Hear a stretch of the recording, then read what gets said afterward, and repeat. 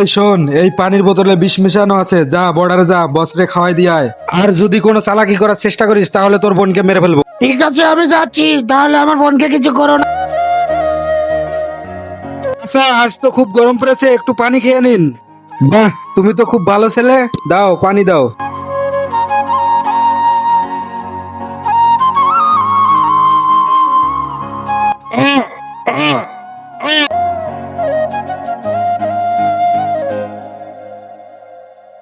এই তুই এবার যা। হ্যাঁ ভাইজান, এতদিনে আমাদের আশা পূরণ হলো। ই, হা, হা, হা, হা, হা। এই তুই মরিসনি? চাচা, এটা তুমি খেও না। কেন এটা খাবো না?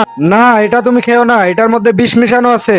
একটা লোক আমাকে বলেছে এটা তোমাকে খাওয়াতে, না হলে আমার বোনকে মেরে ফেলবে। ঠিক আছে বাবু, আমি এখন তোমাকে যেমন যেমন বলবো ঠিক তেমন তেমন করবে। ঠিক আছে। ও